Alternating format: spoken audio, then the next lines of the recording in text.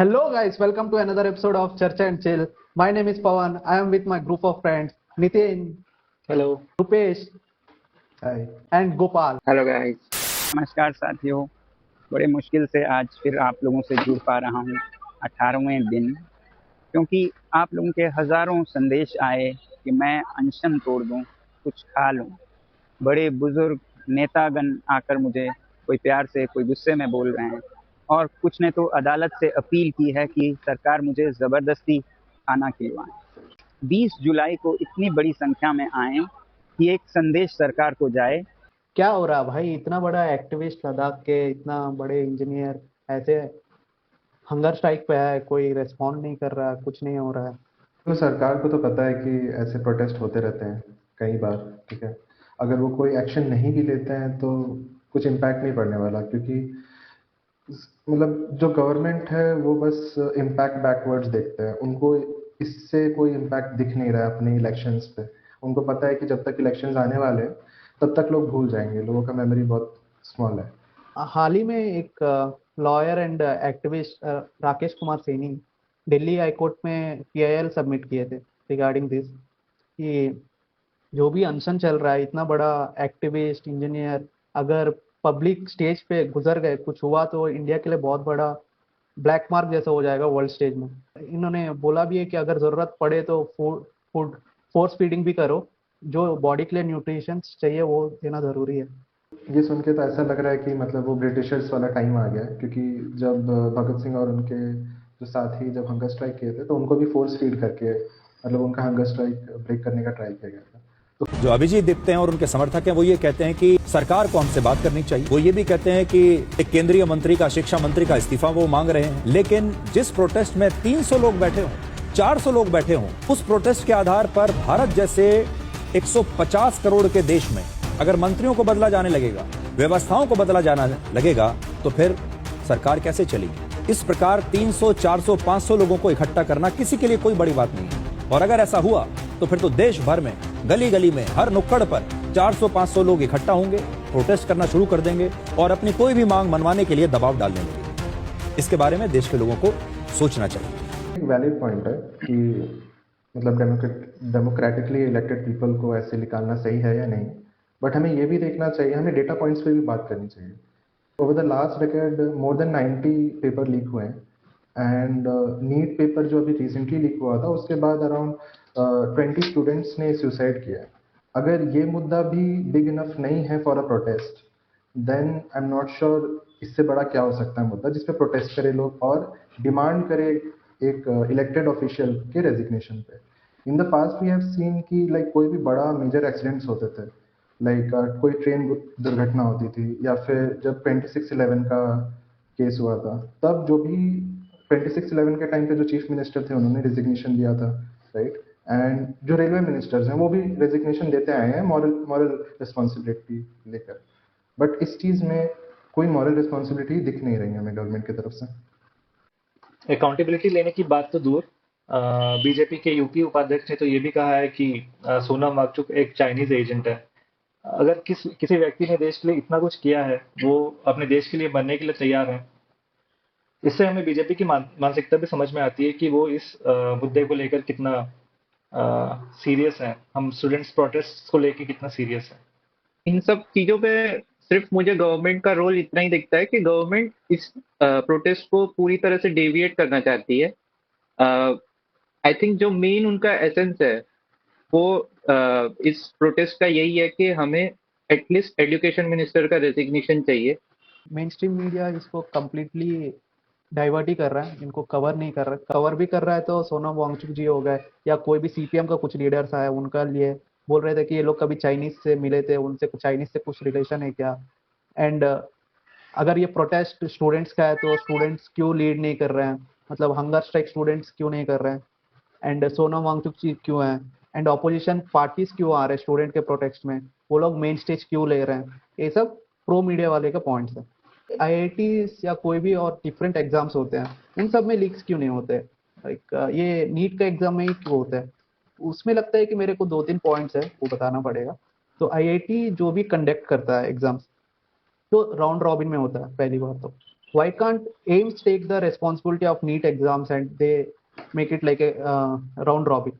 मैं ये मान सकता हूँ कि डॉक्टर के पास उतना टाइम नहीं होता है, वो भी वैलिड पॉइंट हो सकता है, बट इस एंगल पे भी अपने को सोचना चाहिए। एंड आईआईटी कंप्लीटली डिजिटलाइज कर दिया है, एडवांस एग्जाम डिजिटलाइज कर दिया है, एंड नीट का सारे एग्जाम्स ऑफलाइन होता है। इससे क्या होता है कि कोई भी लॉजिस्टिक्स हो, प्रिंटिंग हो, पेपर कहीं से भी लीक हो सकता है। एंड एनटीए क्या करता है कि 25 मेंबर्स का टीम है, एंड वो लोग सब तो कर नहीं पाएंगे, थर्ड पार्टी को हायर करते हैं इन सब करने के लिए, तो वहां से भी लीक हो सकता है। चलो ये तो एक प्रोसेस की बात हुई, ठीक है, बट हम लोग देख रहे हैं कि ऐसे बहुत सारे अलग एग्जाम भी हैं जिसमें सेम ही हो रही है। जैसे like UP police constable recruitment exam हुआ था, उसमें भी इश्यूज थे। फिर टीचर रिक्रूटमेंट एग्जाम्स हुए थे, वो भी उसमें भी इश्यूज थे। फिर डिफरेंट डिफरेंट एसएससीज जो स्टेट वाइज होते हैं, उन सब में भी इश्यूज आ रहे हैं। तो ये कहना कि हाँ नीट के लिए तो we have a solution, but हमें ओवरऑल इंफ्रा को ही ठीक करना पड़ेगा कि कोई भी एग्जाम का लीक क्यों हो रहा है। और इसने मतलब ये इतना कंसर्निंग इशू इसलिए है क्योंकि इंडिया में मेजर पॉपुलेशन मिडिल क्लास की है।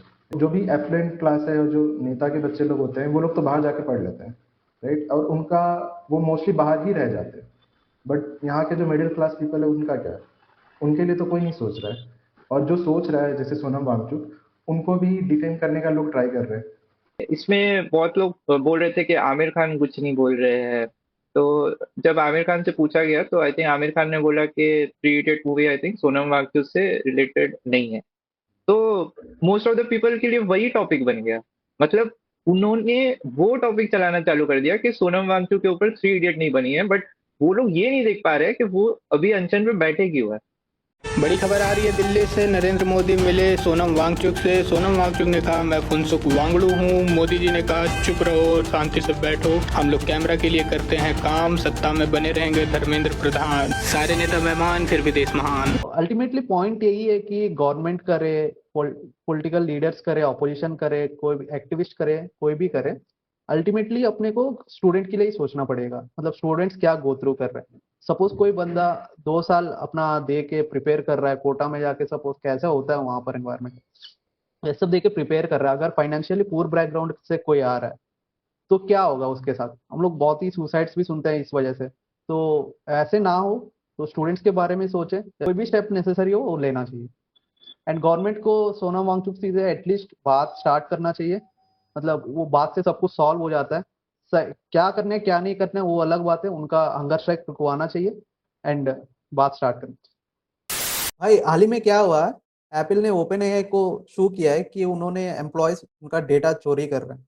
तो एक्चुअली इसमें इश्यू क्या हुआ है कि एक जॉन आईवी बोल के बंदा था जो एप्पल का डिजाइनर था, पहले चीफ डिजाइनर, वो छोड़ के चला गया। उसके साथ एक टैंग टैन बोल के एक बंदा भी छोड़ के चला गया था। तो इन दोनों ने बाहर जाके एक आईओ प्रोडक्ट्स बोल के एक कंपनी बनाया।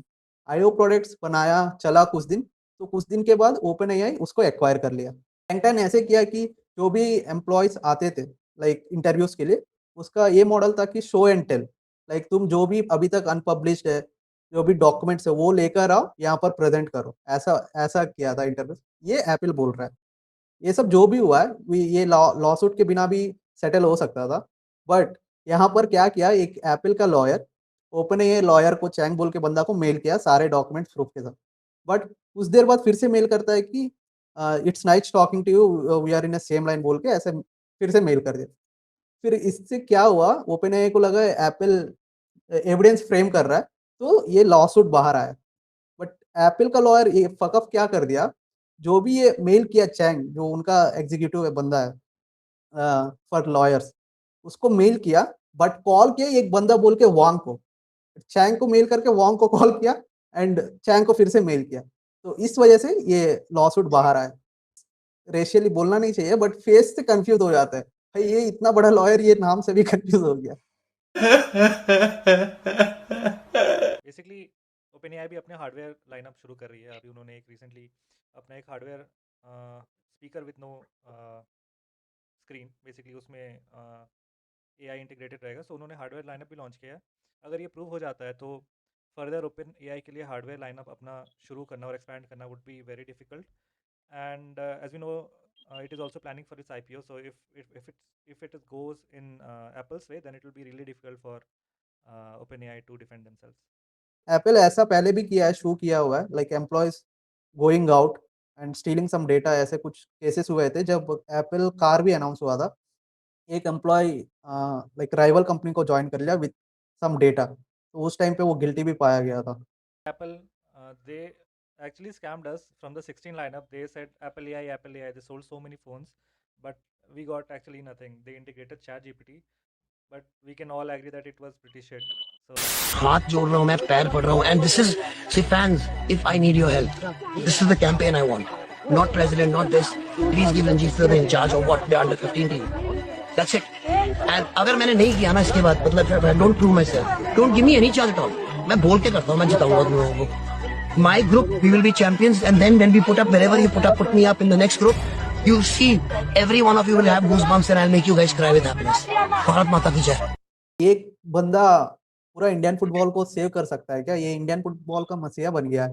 AIFF ने कुछ I think 3 players Minerva academy के मांगे हैं for their under 15 world cup, तो रंजीत बजाज ने मना कर दिया है।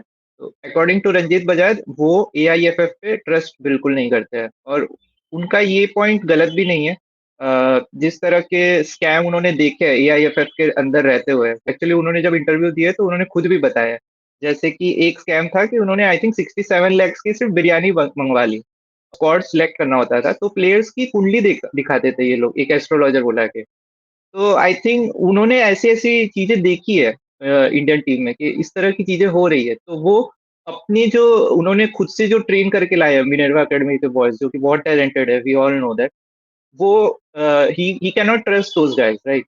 ये तो ठीक है, मांग रहे हैं, कोच बना भी दें। तो मेन पॉइंट है कि इनके पास AIF का लाइसेंस भी नहीं है जो कोच कर पाए, मैनेज कर पाए। इनके पास टाइप सी कोचिंग लाइसेंस है।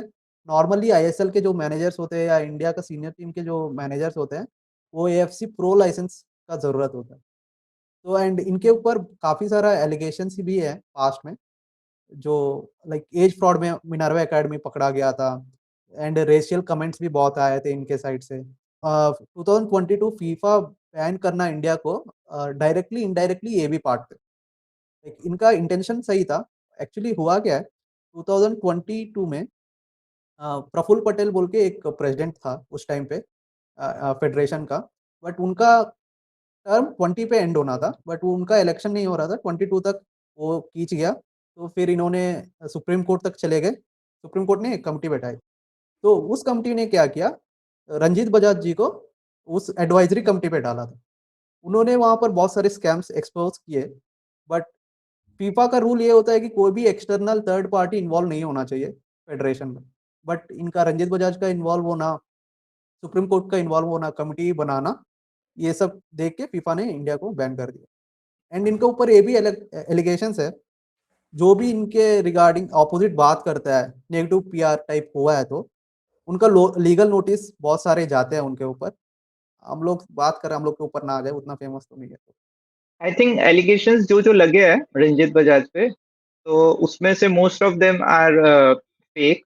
मैं ये बोल सकता हूँ क्योंकि आई थिंक जो एक रेशियल अब्यूज वाला जो लगा था इनके ऊपर, कि इन्होंने कोई एक रेफरी नॉर्थ ईस्ट के रेफरी थे, उनको कुछ रेशियल कमेंट पास किया, तो I think that is very fake, because reports उस समय आई थी कि that referee was giving very bad decision. Surprising बात यही है कि अगर रंजीत बजाज की खुद की टीम में आधे से ज्यादा नॉर्थ ईस्ट के प्लेयर है, तो वो रेशियल अब्यूज कैसे कर सकते हैं नॉर्थ ईस्ट के पीपल को, ये हमें समझना होगा। जब भी AIFF से क्वेश्चन होता है कि इंडिया क्यों क्वालिफाई नहीं कर पा रही है, इंडिया क्यों अच्छा परफॉर्म नहीं कर पा रही है, तो अपनी फेलियर को छुपाने के लिए AIFF हमेशा इंडियन जीन्स पे बात डाल देती है। उस चीज को अगर कोई गलत प्रूव करता है तो वो हमारे रंजीत बजाज है। उन्होंने अपनी खुद की एक टीम बनाई, पूरा उन्होंने ग्रास रूट लेवल से उसको डेवलप किया है, और उन्होंने प्रूव किया है जब हमारी मिनर्वा एकेडमी ने मिक कप में लिवरपूल को 6-0 से हराया था, तो उन्होंने प्रूव किया है कि Indian genes are same as any other genes in the world and they can also perform in the World Cup. तो अगर कोई पर्सन ये AIFF का मिथ तोड़ रहा है तो वो रंजीत बजाज है, और यही चीज AIFF को पसंद नहीं आ रही है। और we have to understand कि at least this person has brought football मतलब in the mainstream discussion. इससे पहले अंडर एज फुटबॉल को कोई इतना ध्यान दे भी नहीं रहा था। So he is doing a good job bringing this to the mainstream media and उन्होंने जो भी अभी तक अकम्प्लिश किया है वो तो कमेंडेबल है ही। लोग बोल रहे हैं कि इसमें बहुत एज फ्रॉड वगैरह रहता है, बट आई डोंट थिंक मतलब ऐसा हमें कहना चाहिए, क्योंकि ये ऑलरेडी जो बड़े कप्स में जब आप खेलने जाते हो तो वहाँ पे सारे प्रूफ्स वगैरह देने पड़ते हैं। आपने रंजीत बजाज का इंटरव्यूज देखा होगा हाल ही में, बहुत सारे पॉडकास्ट में भी गए थे, अभी भी पॉडकास्ट में जा रहे हैं। प्रीवियस इंटरव्यू में ये बताया था कि जो किड्स है उनको यूरोप जाके खिलवाने के लिए लाइक ज्वेलरी भी बेचा गया था, पैसा भी नहीं था। बट अभी जो पीआर कैंपेन इनका चल रहा है, लाइक पॉडकास्ट में जाना, सबके सामने अच्छा बनना, इतना दिखना, ये इनका राजसमानी का पॉडकास्ट तो फ्री नहीं होता, लाइक पैसा नहीं है तो कहाँ से यार, तो पीआर तो चल रहा है। change.org पे पिटीशन साइन करवाए जा रहे हैं कि इनको मैनेजर बनाओ, कोच बनाओ for the under 15 world cup, upcoming world cup. Reddit का जो मॉनिटर वाले बंदे होते हैं उनका बोलना ये है कि जो बॉट एक्टिविटी बहुत सारा बढ़ गया है, जो प्रमोट कर रहा है रेडिट पे कि इनको इस ओआरजी को साइन करो। डेडिकेशन से इंडियन ग्रास रूट लेवल पे मेहनत करना चाह रहा है और कुछ अपनी तरफ से कंट्रीब्यूशन देना चाह रहा है, तो आई थिंक हमें उसका सपोर्ट करना चाहिए रेदर देन हमें उसके ऊपर ब्लेम डालने चाहिए, हमें उसके ऊपर शक की तरह देखना चाहिए। आई डोंट थिंक सो कि इंडिया के पास अभी इस टाइम पे कोई उनसे बेटर पर्सन दिखता है हमें जो इम्प्रूवमेंट ला सकता है, तो एटलीस्ट हमारे पास ज़्यादा ऑप्शंस भी नहीं है, तो I think we should go with him. Correct ये है कि इनके वजह से अभी फुटबॉल काफी सारा लाइमलाइट में आया, जिनको फुटबॉल के बारे में पता ही नहीं था, इंडिया का फुटबॉल तो काफी लोग को पता चल रहा है, no doubt. And one more thing is doing commendable work, like going against politicians. ना गट्स चाहिए होता है कि पॉलिटिशियंस के अपोजिट जाके ये सब करना। इंडिया में कितना ही लोग है कि यंग किड्स को ऐसे नर्चर कर रहे हैं तो फॉर द फ्यूचर, ये सब इनका तो मानना पड़ेगा। बट ये सोचने वाला बात है कि एक प्राइवेट एकेडमी बंदा को, मिनर्वा एकेडमी बंदा को एक नेशनल टीम दे देना कितना तक सही है, और कोई कितना भी बोल दे वो अपना एकेडमी प्लेयर्स को फेवर नहीं करेगा, थोड़ा बहुत तो बहस रहेगा। सो फीफा वर्ल्ड कप फाइनल्स तक पहुंच गया टूर्नामेंट। अब कौन जीतेगा कौन हारेगा वो प्रेडिक्ट करने से पहले थोड़ा सेमीफाइनल्स के ऊपर बात कर लेते हैं, क्या हुआ। मेरे हिसाब से हेरा फेरी लक्ष्मी चिट फंड्स के बाद सबसे बड़ा स्कैम फ्रांस का टीम ही है भाई इस वर्ल्ड कप का। आई थिंक बुरी नजर का शिकार हो गए हैं फ्रांस वाले। अर्जेंटीना फैंस का। एंड दाग तो देना पड़ेगा स्पेन के लिए भाई, क्या गेम खेला, क्या गेम खेला। उन्होंने फ्रांस को पोजीशन दिया ही नहीं। रॉड्री का बैलेंडोर ईयर के बाद इतना अच्छा परफॉर्मेंस इसी मैच में दिख गया। एंड कुकुरेया, मैड्रिड फैन के लिए कुछ तो अच्छा, कुकुरेया का बेस्ट परफॉर्मेंस आ गया भाई। एंड पेड्रो पेरो कब खेला था टॉटनहम के लिए, अच्छा वो आके गोल मार दिया। क्या दिन चल रहा है फ्रांस के। टैक्टिकली देखा जाए स्पेन काफ़ी अच्छा टीम है, उसने काफ़ी कम गोल कंसीड किया, आई थिंक ओनली 1 गोल कंसीड किया पूरे टूर्नामेंट्स में। एंड इनका मिडफील्ड काफ़ी ज़्यादा स्ट्रांग है, डिफेंसिवली भी बहुत स्ट्रांग है।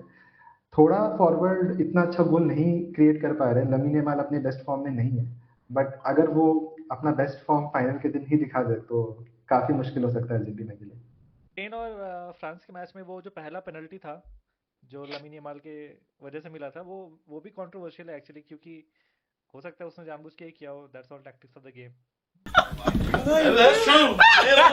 यही चीज अगर अर्जेंटीना के साथ हो जाता और अर्जेंटीना को इस तरह से पेनल्टी मिल जाता तो अभी तो पूरा फीफा रिग्ड हो गया होता। सेकंड सेमीफाइनल सैडली डिस्कस तो करना पड़ेगा अपना अर्जेंटीना इंग्लैंड का। एज ए मैड्रिड फैन अभी क्या ही मुंह दिखाओ। गोइंग टू सेमीफाइनल जो 4 टीम्स गए हैं उनमें से वीकेस्ट अर्जेंटीना था, उसके बाद स्पेन, उसके ऊपर इंग्लैंड, उसके बाद फ्रांस था। तो पहला 2 तो चले गए घर।